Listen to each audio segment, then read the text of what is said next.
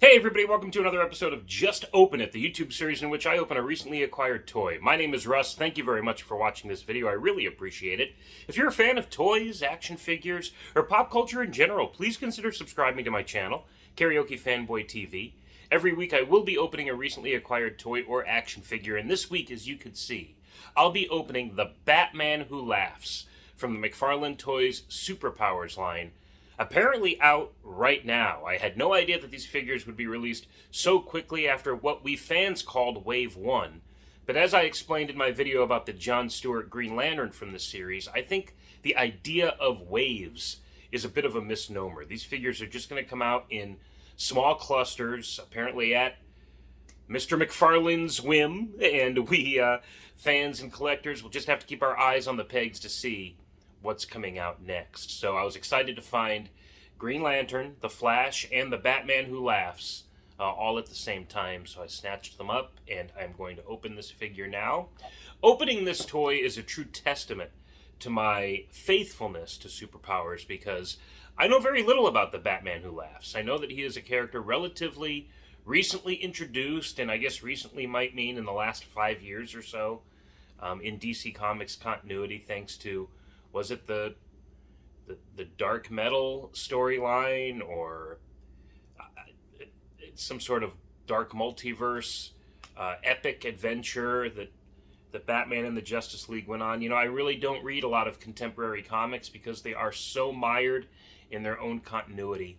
And I miss the days of single issue stories, or maybe just simple 3-part story arcs, 3-issue adventures, things like that. But now it just seems like everything is so tied into each other that if you're not buying one thing, it's hard to follow everything. So I bought this figure strictly because of its brand right here, Super Powers, and the fact that it is really the second villain introduced out of 6 figures so far. We have a 4-to-2 ratio, hero to villain. So if they're going to introduce bad guys, they got to be of a higher caliber, like Darkseid, to go toe-to-toe with the heroes, right? You're going to need 2 heroes per villain, according to this ratio. So you can see from the back the characters available. Of course, you probably already know that if you're following Superpowers.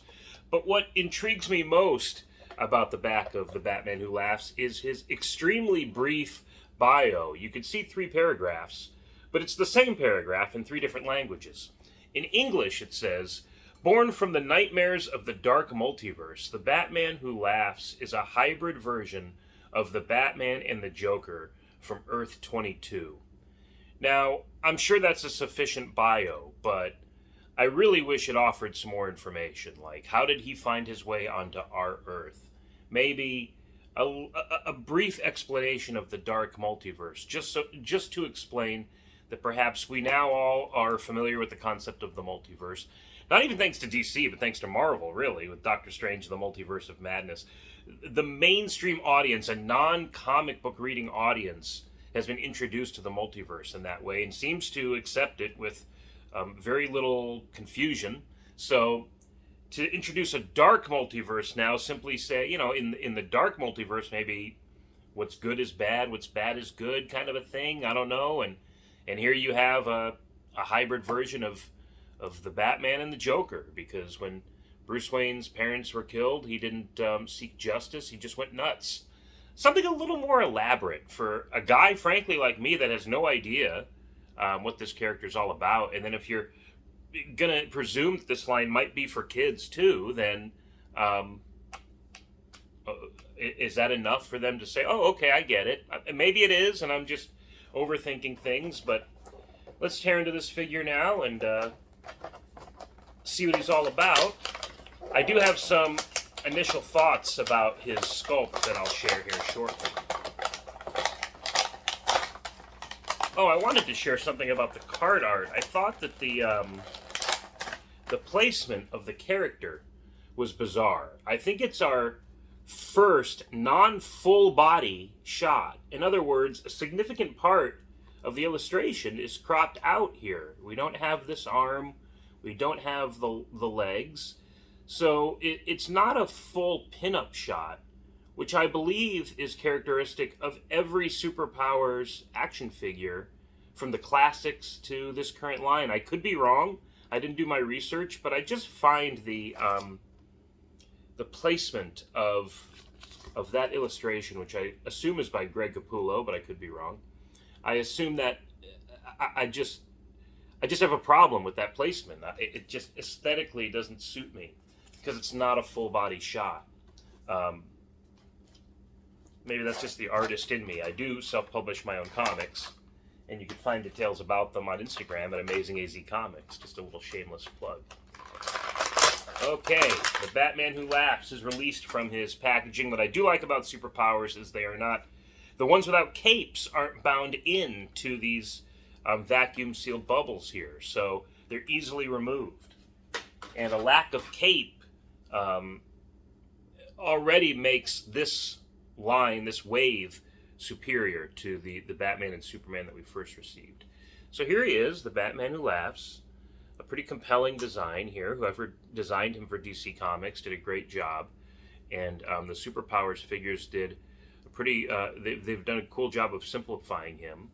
I like that the tail of his coat here is kind of evocative of the original Superpowers Joker's coattails or Penguin's coattails.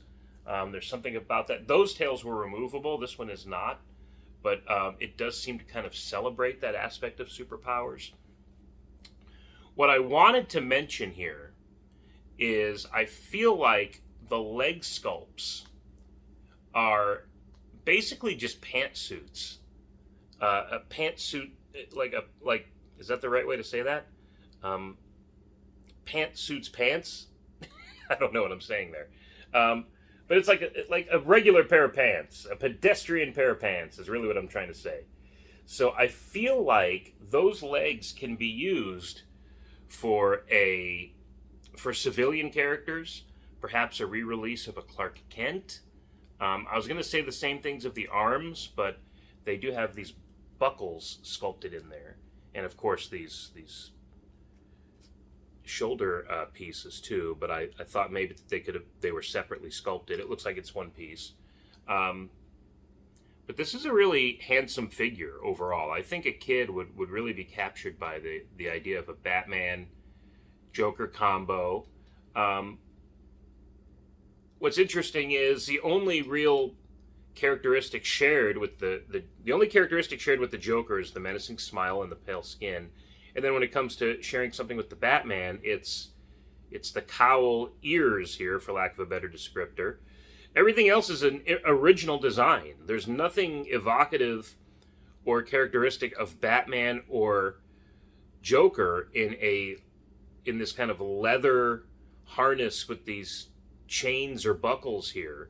I mean, you have the coat tail, like I mentioned, which is kind of a Joker thing, but the only Batman thing is here, and the only Joker thing is really right here and here. So otherwise, it's a completely original character design, which is still cool, but again, for a kid that's being introduced to this character through Superpowers, which is otherwise kind of it's a primary colors package and just very commercially appealing, and then this kind of deep cut of a figure. I'm wondering, as the team at McFarlane Toys is wondering which characters to introduce in Superpowers, are they making a list of more contemporary and more classic and kind of cherry picking between the two to offer some variety?